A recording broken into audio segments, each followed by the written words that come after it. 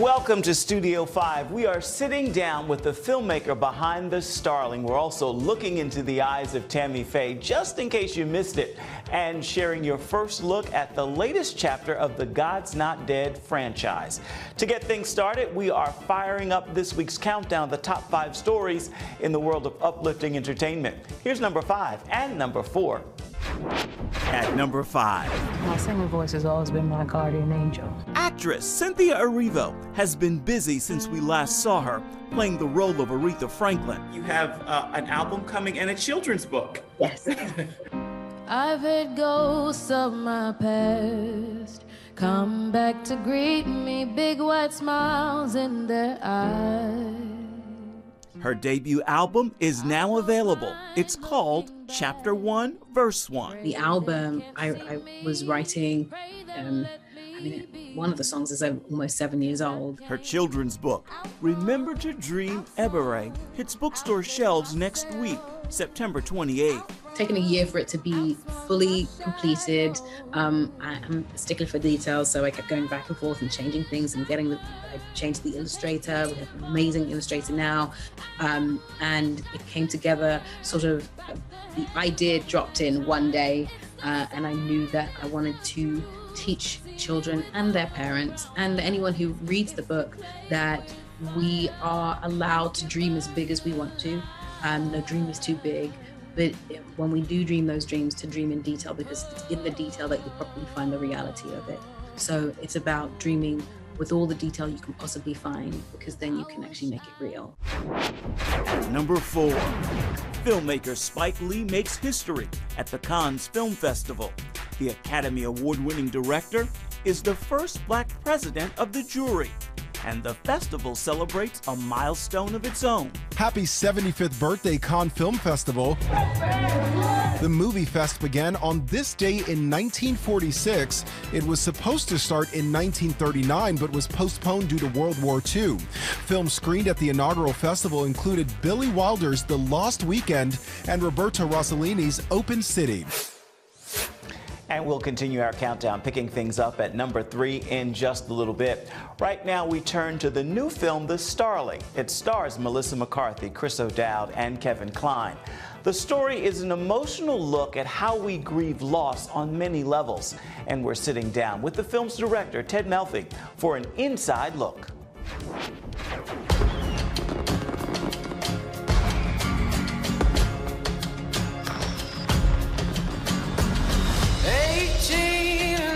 How are you sleeping? Terrific. Are you eating okay? Yes, I don't know if they give Michelin stars to mental health facilities, but if they did... How's he doing, really? It's gonna take some time. He's been through a lot. And what about you? Oh, I'm fine. People have been noticing you're acting sort of funny. You're distracted. There's a guy I used to work with. Someone you could talk to.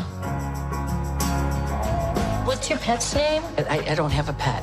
No pet. That's a first. Ted, this is your first feature since the success of Hidden Figures. Any pressure going into this to measure up to that? I just don't do this sort of thing anymore. No offense, but you can kind of tell. Hidden Figures was a very special movie for me, and Starling is a very special movie for me. You can't really compare them. Get out of here! Go! If I make movies that affect me, I hope to God they'll affect others, and that's really what my path is. What did this story do to you that made you want to sign on and direct?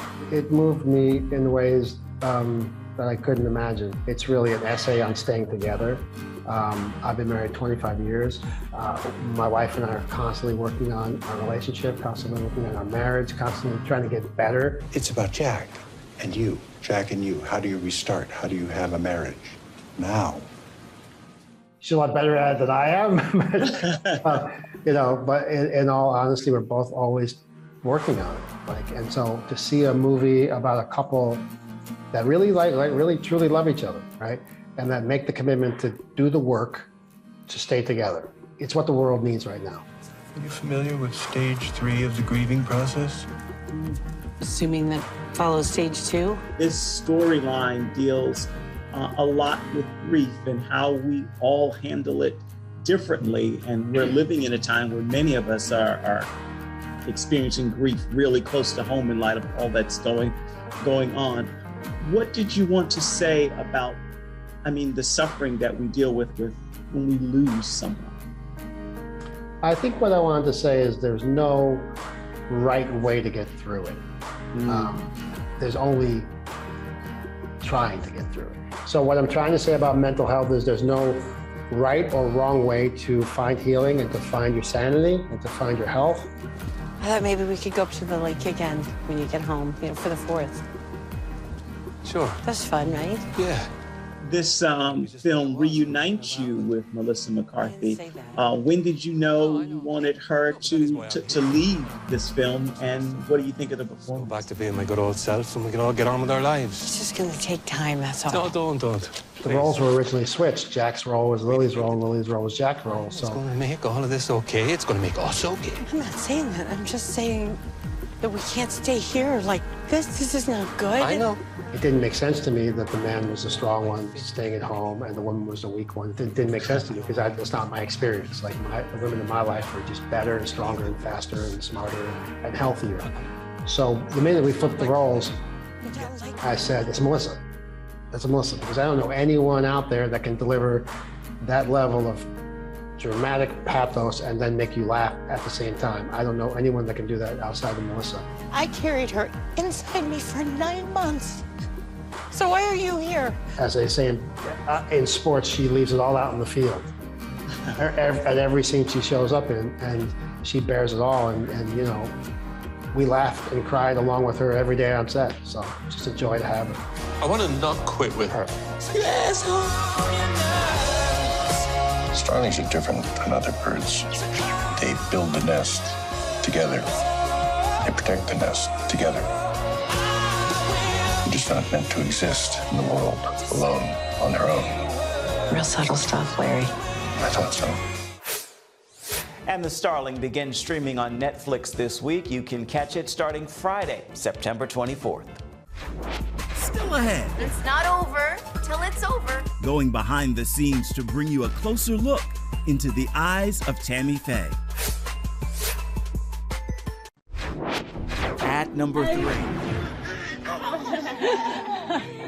The baby's laughter at home is answered prayer for Duck Dynasty's Sadie Robertson, who's sharing video and pictures with this message: 4 days in the hospital, and this girl is happy to go home.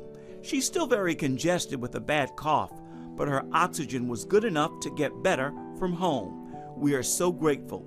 Thank you for everyone who prayed for us. We truly did feel your prayers. At number 2.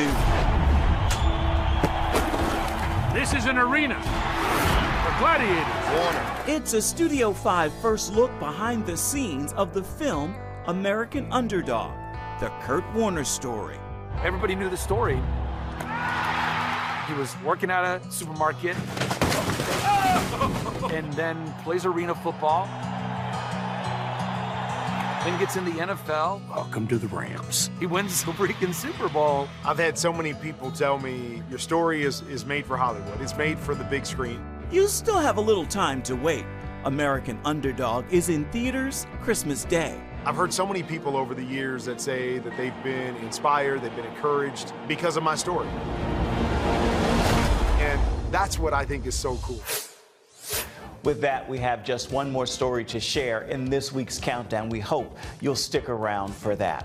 You could say all eyes are on Jessica Chastain. As we've shared, she is on the cover of the latest edition of Relevant magazine for her passion project, bringing the story of Tammy Faye Bakker to the big screen.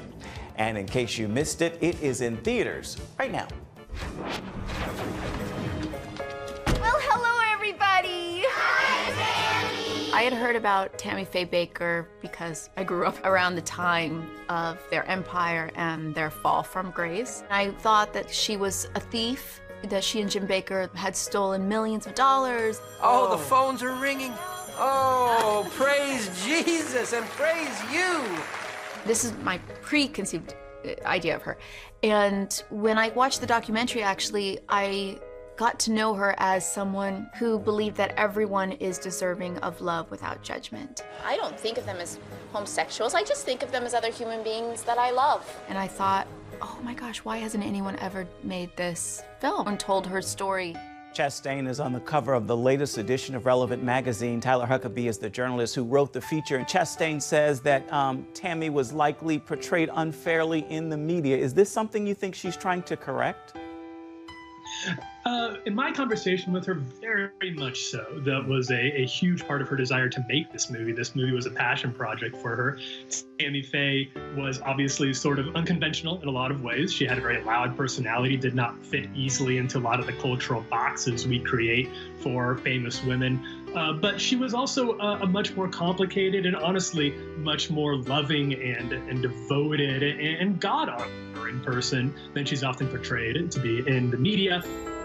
I love people. I have a genuine love for people, and I hurt when people hurt. This is the best part I've ever had in terms of the challenge. I just had to let her completely into my life and really go into the world of Tammy Faye. Jessica shares Tammy's ability to touch people with God's grace, and that also impacted Jessica as well, correct? That's right, yeah. Jessica said that she really hoped that audiences, particularly Christian audiences, would come away from this realizing that Tammy Faye, what really marked Tammy Faye for the people that she interacted with at the time, was this unconditional acceptance. It's important that I tell her as she was, not as people want to remember her. Tammy Faye, ladies and gentlemen! At this time in society, when Tammy Faye was popular, it was difficult for society to handle loud women, not necessarily voice, but more about Tammy's boldness, her impact, her confidence with God. What else can you tell us about her perception there? I think that we've, as a society, have gotten maybe a little bit better since Tammy Faye's life and since her unfortunate passing at understanding that there is not necessarily one cookie cutter for women, especially women in the church. But at the time, that just wasn't the case. Well, God's been talking to me too, Jim. And he said that I got to speak up. And it turns out that she was on the right side of a lot of really important issues that the church has come around on, and she was ahead of the curve in a lot of ways. It was the best part I've ever played, and it was great fun to kind of sink my teeth into it. Hallelujah! Oh, yeah. She's hoping that this movie, The Eyes of Tammy Faye, will give people a broader and deeper understanding for Tammy Faye's life and legacy. Amen. The Eyes of Tammy Faye is also the title of the documentary that inspired Jessica Chastain to take on the role. It took many years for her to get the film made, and it is in theaters right now. Before we take a break, we would like to share this week's story in pictures. Here's your Studio 5 snapshot. Ted Lasso. Ted Lasso was a big winner at the 73rd Annual Emmy Award Show this week, and so were the fashions. We're taking a look at some of the beauty on the red carpet of the show that saw its viewership rise to 7.4 million this year. That's up 16% from last year. The Emmys are this week's Studio 5 snapshot. Coming up next. No one has a monopoly on the truth, Mr. Hill. Not even you. The latest chapter of the God's Not Dead film series and an exclusive chat with one of its stars. And welcome back to Studio 5. The filmmakers behind the God's Not Dead franchise have completed the next chapter. It's God's Not Dead, We the People, and it stars Antonio Sabato Jr., David A.R. White, Francesca Battistelli, Isaiah Washington, and William Forsythe. Here's your Studio 5 first look. America is a country so blessed with prosperity. It only makes sense that much will be asked of her in return. To whom much is given, much will be required. The story of God's Not Dead, We the People ties both directly and indirectly to the events of the previous film. We have recurring characters. You'll see some familiar faces from the first film and the second film and the third film. So it was great fun to be able to direct some of the returning cast that played their same roles and see how they've grown. And so the series has matured. Those characters, as a result, have also matured, and myself included. I'm here to review your homeschooling environment. The challenges that Rebecca faces are not so much personal with her family, but more with this idea that someone is going to say, you can't live the life that you want to live, and we're going to take this ability to educate your children the way that you feel led to. We're going to take that away from you and force you to do things our way. And that's a big challenge to overcome, but it's amazing to see how she approaches that in the film. And your lesson plan is the Bible? Well, for theology, I'd be hard-pressed to find a more appropriate book. My character is me. I'm just bringing myself to this one, and I personally want to fight for God. Every family in the co-op has just received a court summons. How is that possible?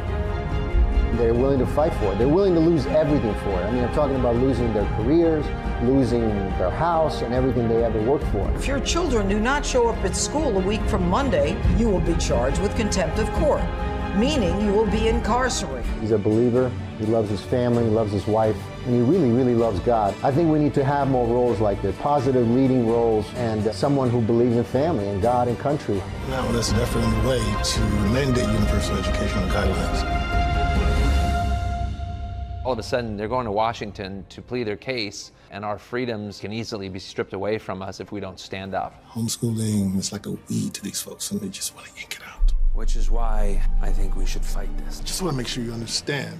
In the midst of these movies, that the characters hopefully are organic, that people can relate to, and some of the issues that, you know, are relevant in their lives, in each and every one of our lives in different ways. The hope is that it encourages people in their faith. Your beliefs do not exempt you from the law, Mr. McKinnon. America was founded on these principles, and if we just throw them away... I think we're done here. A congressperson that is on their side, I think it's important and unique into itself. They insist on trampling believers' rights.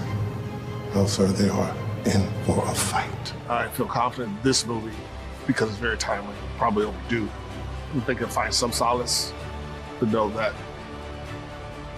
if you choose to fight, maybe this is a pretext or a manual to help you understand how you can. A government of the people, by the people, for the people. God's Not Dead, We the People is in theaters for a 3-night event. October 4th, 5th, and 6th. We'll be sitting down with 3 of its stars in the coming days and sharing that with you right here on Studio 5.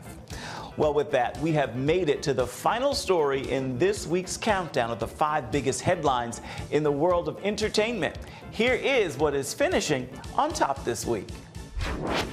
At number 1. Freedom is a fragile thing, and it's never more than 1 generation away from extinction. We've shared the news the 4th chapter of God's Not Dead hits theaters for 3 nights in October.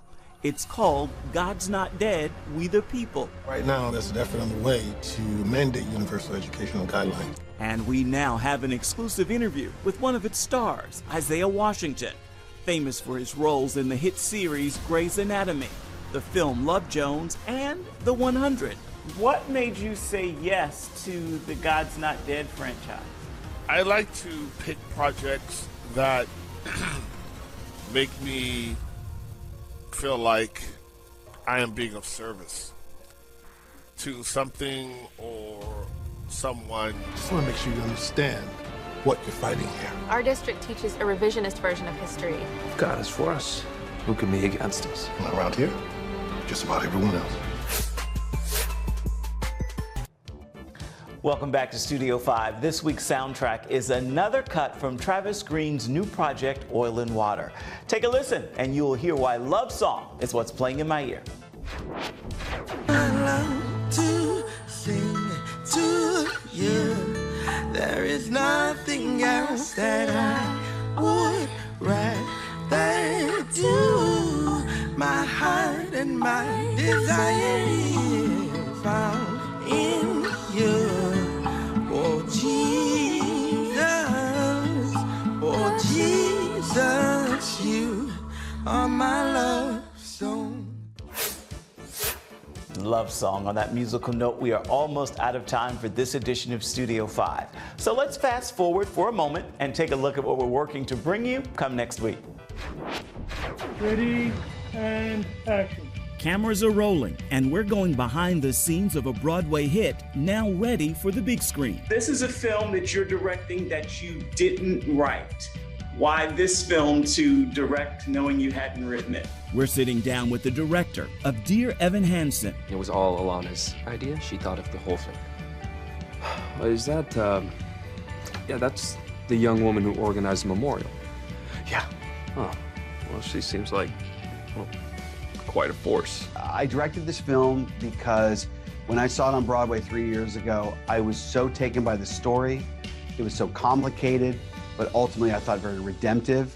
I love the music. I thought it was a surprising story. The characters were memorable. It just, I don't know, it checked every box I had. That's coming up next week. We certainly hope you'll join us for that story and so much more. Today, before we wrap this episode of Studio 5, we want to give the final word to the director of The Starling, Ted Melfi. Are you familiar with stage 3 of the grieving process? Assuming that follows stage 2?